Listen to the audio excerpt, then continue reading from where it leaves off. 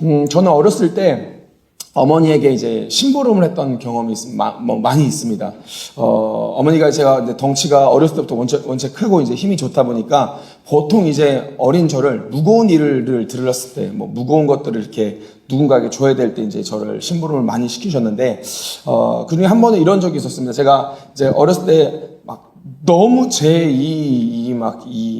뭐라고 해야 돼. 제 어떤 이런 힘이 너무 막 이렇게 막 나오니까, 그러니까 엄청 동네에서 가장 개구장이, 그러니까 가장 말 안 듣는 애로 제가 정평이 나 있었거든요. 저희 어머니가 그 없는 살림 와중에, 저의 이 에너지를 좀 꺾고자 이제 운동을 시키셨어요. 이제 검도를 시키셨는데, 검도를 하면 이제 마음의 수양과 몸의 수양이 된다고 이제 검도를 시키셨어요.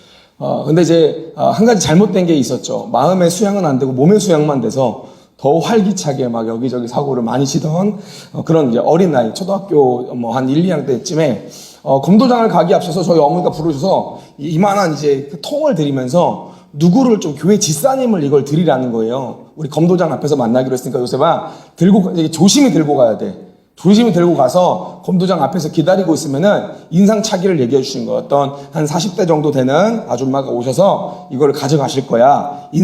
여러 가지 인상착의들을 말씀하시는데, 여러분 아시죠? 초등학교 저학년 때, 초등학교 청소년기까지의 남자는 엄마 말이 안 들려요. 그냥 목적의식만 생깁니다. 이거를 누구한테 전해주면 된다. 이 목적의식만 생기고 그 외 모든 것들을 듣지 않고 이제 그 김치를 들고 검도장 앞에까지 갔습니다. 그리고 검도장에서 이제 기다리고 있는데 아무리 기다리는데 안 오시는 거예요. 분명히 약속 시간이 넘었습니다. 약속 시간이 1시간, 2시간이 넘어요. 3시간이 넘는데 안 오시는 거예요. 계속 거기에서 제가 그 김치를 들고 이렇게 기다리고 있는데, 이제 저도 들어가서 검도를 해야 되는데 시간이 계속 밀리면서 이제는 나중에 봤더니 제가 저녁 먹을 시간까지 오시지 않는 거예요. 그래서 그 김치통을 들고 고스란히 들고 다시 검도도 하지도 못하고 집으로 돌아갔습니다. 어머니가 화들짝 놀라요. 왜 이거 전해주지 않았냐라는 거예요. 저는 안 오셨는데요. 전화를 했습니다. 그 집사님한테. 그 집사님도 2시간 가까이 그 장소에서 오셔가지고 기다리셨던 거예요, 저를. 옆에서 기다리셨는데 저와 집사님이 마주치지 못하고 2시간 같이 기다렸던 거예요. 그리고 저는 다시 돌아왔습니다. 김치를 꺼내봤는데 한여름이었거든요. 다 쉬어있는 거예요. 제가 이제 말씀을 준비하면서 이게 왜 생각이 났냐면, 어쩌면 우리들과 하나님의 관계가 그렇지 않을까 싶은 마음이 드는 거예요. 우리가 하나님에 대해서는 많이 들었어요. 하나님에 대해서는 많이 우리가 배우고 알았는데, 정작 하나님과 내가 친하지 않으니까 주님이 주님이신 줄 모르는, 그러니까 주님께서 주신 환경인 줄 모르는, 주께서 우리 가운데 허락하신 어떠한 상황인 줄 모르는 장면에 우리가 봉착할 때가 너무 많다는 거예요. 여러분, 신앙생활이 무엇이냐면요, 여러 가지 우리가 신앙생활에 대해서 정의할 수 있지만 신앙생활의 가장 큰 핵심은 아마도 하나님과 우리들의 관계일 겁니다. 여러분, 오늘 우리가 하나님과 어떤 관계를 맺고 있습니까? 하나님과의 그 친밀한 관계 속에서 내 모든 삶이 주님이 거하시고 지금 인도하시는 것을 내가 경험하고 누리고 그 깊은 사귐 가운데 있는 삶인지, 아니면 그냥 하나님이란 분이 단순히 내 삶을 책임지신다라는 것을 단순하게 지식적으로만 알고 머리로는 아는데 내 몸은 예배 생활 가운데 나왔는데 내 삶이 하나님과 뭔가 굉장히 친밀하지 않는, 내 마음과 중심 안에는 하나님과의 그 어색한 관계 속에서 주님이 내 삶에 일하시는 것을 우리가 느끼지 않는 그런 어떠한 불편한 관계 속에 거하고 있는지를 한번 고민해 보셔야 됩니다. 여러분, 신앙생활의 가장 큰 본질은 하나님을 가까이 하는 겁니다. 왜냐하면 우리는 근본 결핍된 존재이기 때문에 그렇습니다. 이건 단순하게 어떠한 신학적으로 인간은 결핍됐다 이런 학문적인 정의를 얘기하는 것이 아니라 실제 하는 이야기잖아요. 지금 우리들이 살았던 한 주의 삶만 한번 고민해 보세요. 얼마나 많은 결핍 속에 우리가 있었습니까? 결핍을 해결하려고 노력했지만 명확하게 우리는 결핍이 있다는 것이 더 많이 드러났던 삶이 우리들의 삶입니다. 그래서 우리들의 마음에는 자꾸 이 결핍을 해결하고자 하는 욕망이 우리들의 마음에 계속 넘쳐나는 거죠. 왜냐하면 우리들의 삶에 결핍이 많으니까. 그래서 문제는 어디서 나옵니까? 우리가 찾는 것들에서 문제가 나온다는 거예요. 우리가 찾는 것들이 생각보다 우리를 지켜주지 못한다는 거죠. 이것만 있으면 좀 좋겠다고 생각했던 그것이 우리에게 안정감을 주지 못한다는 겁니다. 이거 있으면 너무 행복할 것 같은데, 내 삶이 이러면 너무 행복할 것 같은데라고 생각했던 것들이 사실은 이게 이루어져도 내 삶의 만족함이 일어나지 않는다는 거예요. 뭐 잠시 잠깐의 행복과 만족은 줄 수 있지만 이게 영속적이진 않는다는 거죠. 그렇기 때문에 그러한 모든 인생의 우리들의 삶에서 우리가 무엇을 경험하냐면 넘어짐과 무너짐을 경험합니다. 나의 만족을 위해서 삶을 살아가게 되면 결과가 어떻게 되냐면 넘어짐과 무너짐뿐이라는 거죠. 이거는 우리가 본질적으로 완전하지 않다라는 것을 이야기해 주는 겁니다. 그래서 우리들의 신앙생활에서는요, 두 가지의 사이클이 잘 돌아야 됩니다. 첫 번째 사이클이 뭐냐면 우리가 하나님을 갈망하는 겁니다. 주님을 갈망하고 주님을 막 이렇게 우리 사모하고 하나님께 우리가 나아가는 그 갈망의 사이클이 잘 돌아야 되고요. 한쪽 측면에서는 우리가 또 무엇이 돌아야 되냐면 하나님을 의존하는 것이 돌아야 됩니다. 주님을 의존하는 것. 여러분, 하나님을 의존한다는 게 무엇입니까? 의존은 내 존재 자체를 하나님께 의탁하는 겁니다. 그러니까 의지하는 것을 사실 뛰어넘는 행동이 의존인 거예요. 내가 누구를 의지한다라고 얘기할 때 그 의지는 사실은 나의 판단이 들어간 행동입니다. 내가 판단해서 어떠한 부분에서 내가 어떠한 대상에게 도움을 구하거나 선택하는 것을 의지라고 얘기한다면, 의존은 뭐냐면 전적으로 다 신뢰하는 거예요. 내 힘만으로는 내가 도저히 아무것도 안 되기 때문에 내가 내 존재 자체를 다 의탁하는 것을 의존이라고 얘기합니다. 여러분, 의존을 이야기할 때 가장 중요하게 꼽을 수 있는 예가 하나가 뭐냐면요, 예수님이 하셨죠. 하나님의 나라는 결코 어린아이와 같이 받들지 않는 자는 그곳에 들어가지 못한다라고 얘기합니다. 어린아이를 우리가 상징성으로 둘 수가 있어요. 우리가 보통 하나님 나라는 어린아이와 같지 않으면 들어가지 못한다라고 얘기했을 때 그 어린아이의 속성이 뭐냐면 우리가 생각할 때는 뭔가 순수함으로 생각할 때가 많습니다. 근데 순수함이 아니라 예수님이 얘기했던 어린아이와 같이 아니하면 천국에 들어갈 수 없다라고 하는 그 어린아이는 뭐냐면 의존성인 거예요. 의존성. 어린아이는 철저하게 부모를 의존할 수밖에 없습니다. 인생이 그렇잖아요. 제가 막둥이를 키워보니까 또 우리 로이 같이 어린애를 키워보면은 로아 정도만 되더라도 부모의 의존을 좀 떠나려고 막 삶에서 막 이렇게 가잖아요. 그죠? 선우나 에셀이 정도는 더 부모님의 말을 안 들어요. 잘 의존하지 않아요. 그렇지만 생사의 모든 것들은 사실 부모를 의존하죠. 청소년기나 어른이 되면은 의존도가 더 떨어집니다.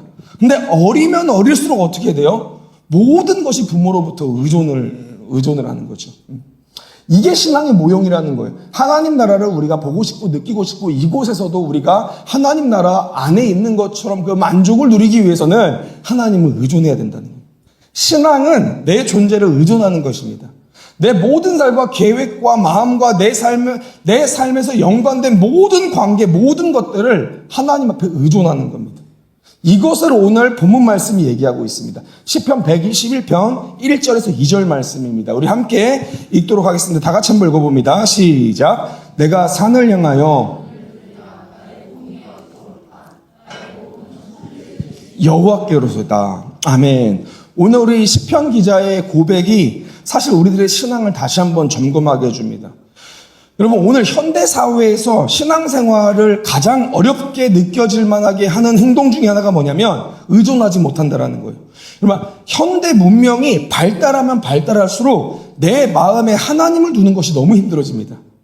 왜 그럴까요? 내 삶이 대부분 내 통제 안에 들어오기 때문에 그래요. 기술과 막 시스템이 정교하게 발전을 해 가잖아요. 이제 우리들의 궁금증이 성령께서 안 주셔도 돼요. AI가 다 줍니다. 그죠? 우리들의 질문을요, 우리가 사색하거나 고민할 필요가 없어요. 그냥 검색하면 다 이루어집니다. AI가 대답해주는 세대가 됐어요. 내 스케줄은 이미 캘린더로 다 정리가 되고요. 건강도 여러 가지 웨어러블로 다 체크가 돼서 내가 막 구태여 병원에 가지 않는다고 해도 어지간한 건강들은 다 점검이 됩니다. 인간 관계도 소셜미디어로 전부 다 관측될 수가 있어요. 거의 대부분의 우리들의 삶을 보면요, 내가 예측 가능하고 측정 가능해 보이는 시대가 오늘날의 시대인 거예요. 하나님을 의존한다는 것이 굉장히 비효율적으로 느껴진 세대가 오늘날의 세대입니다. 무엇보다도 현대기술을 많이 의존하다 보면요, 이게 사실 우리가 하나님을 의존한다고 얘기는 하지만 내 삶의 바탕이 하나님을 의존하지 않고서도 살아갈 수 있는 세대가 오늘날의 세대라는 거죠. 더불어서 이 속도의 시대, 여러분 오늘 엄청난 속도의 시대잖아요. 즉각적인 반응이 기본값이 되어버렸습니다. 근데 하나님은요, 빠르게 응답하십니까? 늦게 응답하십니까? 우리가 하나님 앞에 기도하시면서 응답을 요하시는 우리 성도님들 중에서 주님의 응답이 너무나도 빠르고 너무나도 명쾌하고 너무나도 내 삶에 즉각적으로 이루어집니다라고 고백하시는 분 있으시면 한번 손 들어보세요. 제가 그런 분들한테는 화가 좀 날 것 같아요. 왜 우리 주님의 응답은 맨날 늦는지, 그죠? 하나님 나라와 이 땅과의 거리가 있어서 좀 늦게 도착을 하시는지, 내 기도만 그러는지, 막 이게 우리들의 고민이잖아요. 하나님은 막 늦는 것처럼 느껴지는 거예요. 우리가 하나님을 의존해서 기도하면서 이 속도감이 차라리 내가 그냥 먼저 움직여버리는 게 빠를 정도로 느껴지는 거죠. 방법을 찾아 나서고 내 노력을 사용하면서 내가 해결하는 게 더 빠른 것처럼 느껴지는 게 우리들의 신앙입니다. 근데 여러분, 우리가 중요하게 알아야 되는 건 하나님의 응답은 느립니다. 왜 느리냐면 하나님은 우리를 성장시키고자 하시기 때문에 그렇습니다. 하나님의 방식이 왜 느리게 느껴질까요? 우리는 문제의 해결에 집중하지만 하나님은 우리들의 성장에 집중하시기 때문에 그래요. 여러분, 성장을 위해서는 기다림은 필수적인 요건입니다. 아이들이 한 번에 태어날 때 바로 성인이 되는 게 아니에요. 여러 가지 세월을 겪으면서 그 안에 가르치고 알려주고 참고 견뎌주면서 하나하나 성장을 해가는 겁니다. 마찬가지로 하나님은 우리들의 성장에 집중하시기 때문에 성장을 위해서는 기다림이 필수 요건입니다. 우리들의 기대보다 어떠한 기계와 문명보다 무엇보다도 빠르게 일을 처리하실 수 있는 분이 하나님이신데 사실은 그 하나님께서 우리가 성장하도록 기다리고 계신다는 것을 우리가 한 번도 생각해 본 적이 없는 거예요. 그러니까 현대사회는 하나님의 일하심보다 사실은 내가 노력해서 뭔가 이 결과로 주어지는 것에 너무 익숙한 세대라는 거예요. 열심을 다하고 최선을 다해서 열정을 동반해서 내 문제를 해결하는 것을 내가 너무 많이 경험을 했는데 하나님을 전적으로 의지하고요. 하나님께서 내 안에 역사하셔서 하나님의 방법과 때에 하나님의 일으키심을 경험한 적이 우리가 너무 부족한 거예요. 그러니까 말은 의지한다고는 얘기하지만 사실 내 삶을 고스란히 보면 내 삶은 내 경험이 나를 이끌 때가 너무 많다라는 겁니다. 내 노력이 나를 이끌 때가 많은 거죠. 그러니까 신앙생활 안에서도 나를 부인하는 게 잘 이루어지지 않아요. 나의 의를 내세우는 것은 많이 나타나는 모형입니다. 그런데 이 모든 것들이 여러분들 단번에 무너질 때가 옵니다. 인생 앞에서는 우리가 늘 고백하지만 내 모든 경험과 노력이 무색해질 만큼의 큰 산을 만날 때가 옵니다. 우리들의 힘만으로는 도저히 해결할 수 없는 그 문제를 마주칠 때 여러분 이때 우리는 비로소 깨닫게 되는 거죠. 여러분 우리 하나님은요 분명하게 고백할 것은 우리가 의존할 만한 분이라는 겁니다. 여러분 믿으십니까? 내 삶을 다 의탁할 만한 분이시라는 거예요. 세상에 많은 것들을 의지했을 때 우리는 무너짐을 경험하지만 하나님을 의존한 삶은 무너짐을 경험하지 않습니다. 시편 121편 1절에서 2절 오늘 본문이 그것을 강조합니다. 내가 산을 향하여 눈을 들리라 나의 도움이 어디서 올까? 나의 도움은 천지를 지으신 여호와께로소이다. 아멘. 여러분 오늘 이 본문 말씀 가운데는 하나님의 속성, 우리를 향한 마음이 두 가지가 나옵니다. 첫 번째가 뭐냐면 하나님은 천지를 지으신 분이라는 거예요. 이거는 절대적인 권능을 얘기합니다. 하나님은 무에서 유를 다 만드신 분이고 네가 고민하고 네가 막 힘들어하는 그 문제들이 나에게는 아무것도 아니라는 거예요. 주님은 모든 것을 해결할 수 있는 절대적인 권능을 가진 분이라는 겁니다. 그 두 번째는 이 하나님이 나의 도움이라는 겁니다, 여러분들. 이건 지극하게 개인적인 고백입니다. 하나님, 그 엄청난 절대적인 권능을 가진 그 하나님이 멀리 계신 분이 아니라 나와 지금 개인적인 관계를 맺으시고 내 구체적인 필요를 아시고 나와 함께 하시는 주님이시라는 거예요. 여러분, 이것이 다른 의지처와 하나님을 의지했을 때 나타나는 상반된 반응입니다. 돈은요, 있을 때만 도움이 됩니다. 여러분, 그러시죠? 돈은 있을 때만 도움이 됩니다. 그래서 우리는 돈을 벌기 위해 내 삶을 엄청나게 드립니다. 권력은 가진 동안에만 유효합니다. 대한민국의 그 어떤 정치 체계를 보세요, 여러분들. 영원한 권력이 어디 있습니까? 대통령 되면 항상 또 내려오시면 또 막 힘드시고, 또 내려오시면 힘드시고, 이거 반복이잖아요. 권력은 있을 때만 유효합니다. 사람은 한계가 있고 변할 수 있습니다. 그런데 하나님은 절대로 영원불변하시고 우리를 지극히 개인적인 관계로서 이끌어 가신다는 거예요.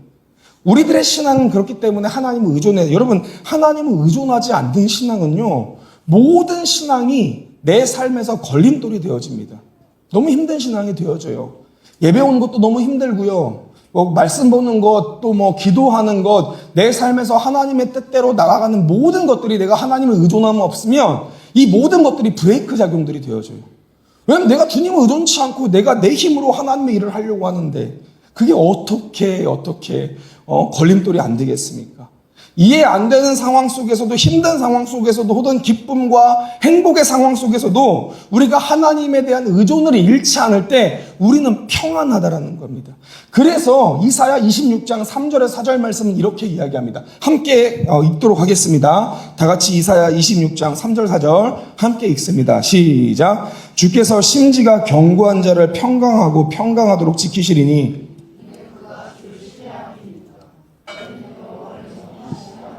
주 여호와는 영원한 반석이심이로다. 아멘. 여러분, 평강하고 평강하도록 지키신다라고 얘기합니다. 어떠한 사람을 평등하고 평강하도록 지키십니까? 심지가 견고한 자. 심지가 뭡니까? 내 마음의 지점이 견고한 자. 내가 주님을 완벽하게 의존하도록 마음먹은 자.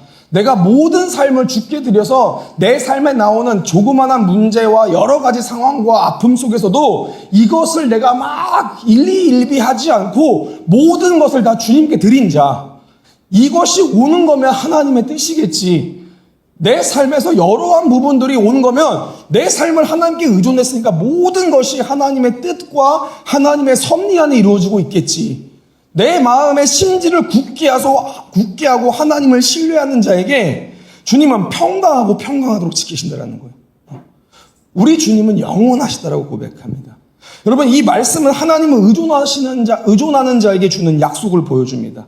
우리는 한계가 있지만 하나님은 무한하신 거예요. 우리들의 지혜는 부족하지만 하나님의 지혜는 완전하다는 거예요. 우리는 앞만 보지만 주님은 멀리 보신다라는 거예요. 모든 상황 가운데 우리는 하나님을 의존할 만한 분이다라는 거예요. 우리들의 삶에서 이해하지 못할 상황들이 많이 옵니다. 그럴 때 우리가 하나님이 진짜 신뢰할 만한 분인가 고민될 때가 너무 많아요. 여러분, 그러한 상황 속에서 우리의 삶의 진짜가 드러납니다. 우리가 주님을 의존해야 됩니다. 그렇게 살았던 성경의 인물이 두 케이스가 있어요. 첫 번째가 뭐냐면 다윗입니다. 누구? 다윗은 골리앗을 대면했을 때 여러분, 인간적인 관점에서는 승리할 가능성이 하나도 없죠. 골리앗은 그때 당시에 우리가 단순하게 그냥 키가 큰 장수로만 알고 있는데 그때 당시에 고대의 모든 나라들, 제국들, 패권들 가운데서 골리앗은 가장 유명했던 전쟁 승리의 장수입니다. 여러분, 왜 골리앗이 앞에 나와가지고 막 그렇게 전쟁할 때 그냥 전쟁을 하면 좋은데 앞에 나와서 막 하나님 욕합니까? 하나님에 대한 특별한 원수진 마음이 있는 게 아니라 그게 그때 고대 근동의 전쟁의 모습이었어요. 원래 대표되는 장수 하나씩 나와서 본인들이 믿는 신들을 까내리는 거예요, 그게. 그래서 사기를 막 완전히 다운시킵니다. 그리고 서로 막 열받은 상태에서 어떻게 1대1 전쟁을 하는 거예요. 1대1을 이렇게 대결을 해서 이긴 팀의 사기가 올라가고요. 진 팀은 사기가 완전히 박살납니다. 그 상황에 골리앗을 대면합니다. 이스라엘에서 가장 키가 크다라고 알고 있는 사울 왕도요. 골리앗을 대면할 수 없어 덜덜 떨고 있어요.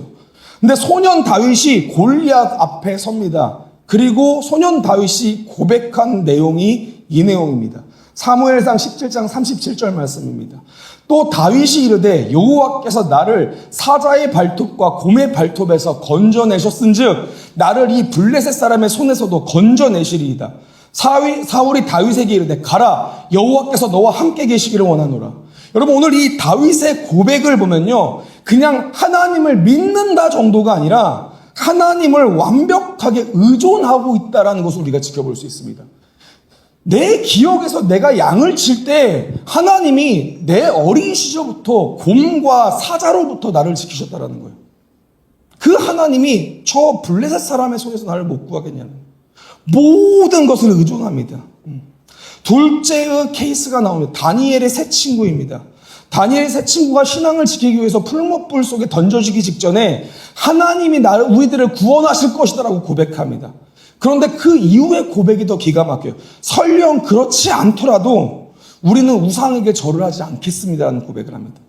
그 부분이 다니엘 3장 18절에 나옵니다. 함께 읽어보겠습니다. 다 같이 읽습니다. 시작. 그렇게 아니하실지라도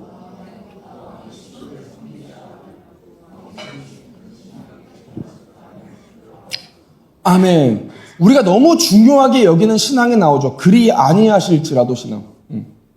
주님, 내가 주님이 나를 지키실 줄 믿습니다. 그런데 그렇게 하지 않으셔도 나는 주님만 섬기겠습니다. 라는 고백을 하게 됩니다. 여러분, 어떻게 다니엘의 세 친구가 이러한 죽음 앞에서 이러한 고백을 할 수 있을까요? 하나님을 의존했기 때문입니다. 내 모든 삶, 혹시 내가 죽는다 하더라도 그것마저도 하나님의 섭리 안에 있는 거다. 하나님을 의존하는 신앙입니다. 여러분, 오늘 우리들의 삶이요, 신앙이 약해지는 이유가 뭐냐면 하나님을 의존하지 못해서 그렇습니다. 조그마한 상황과 어려운 환경들이 왔을 때 우리가 훅훅 우리들의 마음 가운데 막 믿음이 흔들리는 이유가 무엇입니까? 하나님을 의존하지 못하면 그렇습니다. 그러면 물어봅니다. 우리가 하나님을 의존한다는 것이 무엇입니까? 성경 잠언 3장 5절에서 6절이 이렇게 얘기합니다. 다 같이 한번 읽어봅니다. 시작. 너는 마음을 다하여 여호와를 신뢰하고 내 명철을 의지하지 말라. 너는 범사의 그를 인정하라. 그리하면 내 길을 지도하시리라. 아멘. 하나님을 의존한다라는 것에 대한 삶의 태도를 잠언 3장 5절에서 6절이 명확하게 이야기합니다. 오늘 말씀에서 첫 번째 하나님에 대한 의존가 뭡니까? 마음을 다하여 신뢰하라라는 거예요. 하나님을 향한 신뢰는 지난주에 얘기했던 것처럼 부분적인 신뢰가 아니라 우리들의 모든 삶과 마음을 다해서 하나님을 신뢰하라는 겁니다. 상황과 환경에 근거한 신뢰가 아닙니다. 존재적인 신뢰인 거예요. 내가 어렵고 힘들지만 이 모든 게 주님 손 안에 있다는 것을 마음에 믿고 신뢰를 하는 겁니다. 그러면서 동시에 한 가지가 이루어져야 되는데 그게 뭡니까? 내 명철을 의지하지 말라. 우리들의 제한된 이해와 판단만으로 이것을 우리가 하나님이 어떠한 분이다를 생각하지 말라는 거예요. 내 생각과 계획이 옳은 것이 아닐 때가 많다라는 겁니다. 하나님의 지혜를 우리가 인정해야 되는 거예요. 범사의 그를 인정하라는 겁니다. 범사는 모든 삶을 얘기합니다. 여러분, 내가 주어진 이 삶을 뛰어넘는 삶을 우리가 꿈꾸는 것은 사실은 욕심일 수 있습니다. 범사의 모든 것을 우리가 인정해야 되는 거예요. 삶의 모든 영역을 인정하고 하나님의 주권에 있다는 것을 내가 기억하고 알 때 내 신앙생활뿐만이 아니라 직장생활과 가정생활과 모든 관계에 하나님이 계시다는 것을 인정할 때, 내 삶이 하나님의 손 안에 있다는 것을 인정할 때, 이럴 때 하나님이 우리를 향한 그 길들이 우리가 명확하게 보여진다는 거예요. 여러분, 중요합니다. 우리는 하나님을 의존해야 됩니다. 의존치 않으면 우리들의 신앙은 여지없이 무너집니다. 무엇에 붙어 있는가가 굉장히 중요합니다. 우리는 종이와도 같아서 무엇에 붙어 있는가가 중요합니다. 믿음은 있을 때는 있고 없을 때는 없더라고요. 근데 하나님을 의존하는 자에게는요, 언제나 믿음이, 강력한 믿음이 형성이 되어집니다. 말씀을 좀 맺도록 하겠습니다. 시편 55편 22절에 이렇게 이야기를 합니다. 우리 함께 읽어보겠습니다. 시작. 내 짐을 여호와께 맡기라. 그가 너를 붙드시고 의인의 요동함을 영원히 허락하지 아니하시리로다. 아멘. 의인이 요동할 때가 올 수 있습니다. 그런데 우리 하나님은 의인의 요동함을 오랜 기간 허락하지 않으십니다. 주님은요, 내 짐을 하나님께 맡긴 자를 결코 무겁게 그렇게 놔두지 않으십니다. 오늘 우리들의 삶에 짊어진 짐들이 뭐가 있으십니까? 여러분, 우리가 너무 내가 내 짐을 너무 많이 짊어져서 힘들고 어려우신 분이 있다면요, 걱정의 짐과 두려움의 짐과 책임과 고통의 짐들을 짊어져서 힘든 분들이 있다면 이제는 내 인생을 주님께 다시 한번 맡길 때입니다. 하나님께 의존할 때입니다. 주님은 우리들의 요동을 절대로 그냥 두지 않으십니다. 붙잡아 주시는 거예요. 붙잡아 주시는 거예요. 오늘 우리가 주님을 좀 의존하기를 소망합니다. 내 삶의 모든 영역에 뭐가 그렇게 내가 똑똑하다고, 뭐가 그렇게 내 경험이 풍부하다고, 우리들의 경험을 동반하고 내 노력을 동반하고 내 작은 어떠한 신앙의 행동으로 하나님의 어떠한 분이다 판단하고 그게 아니라 힘들고 어려운 상황이지만 그리야 아니하실지라도 내가 주님을 믿습니다. 주께 내 삶을 의존합니다. 모든 삶, 내 이해를 뛰어넘어서 역사하시는 주님을 믿습니다. 주님 내 삶에 주님이 평강과 평안으로 우리를 인도하십니다. 지금은 아닐지라도 주님은 나를 성숙시키시고 성장시키셔서 결국에는 하나님의 일 가운데 우리를 사용하실 것입니다. 주님, 내가 내 삶을 주님께 의존합니다. 여러분, 오늘 이 신앙이 우리들의 신앙이 되기를 소망합니다. 우리가 그렇지 않으면 우리들의 삶이 너무나도 많이 무너져요. 변화되는 세상 속에서 막 경제 상황에 여러 가지 막 전쟁과 분란과 여러 가지 막 인간 관계와 평안함이 누릴 수 없습니다. 하나님을 의존하십시오. 그 모든 상황에 있을지라도 주님이 나와 함께 하시고 내 삶을 인도하신다. 의존하십시오. 힘들면 여호와께 내 짐을 맡기라. 우리 짐을 누구에게 맡기지 말고 주님께 맡기세요. 주님께. 주님, 이 짐이 있습니다. 맡기시는 거예요. 그러면 우리들 마음 가운데 평강이 임하실 겁니다. 주님이 우리를 인도하실 것입니다. 그러한 삶으로 주님이 우리를 초청하십니다. 우리가 주님을 의존하며 나아가는 삶이 되어지기를 간절히 소망합니다. 이 시간 함께 우리가 말씀 붙들고 기도하기를 소망합니다.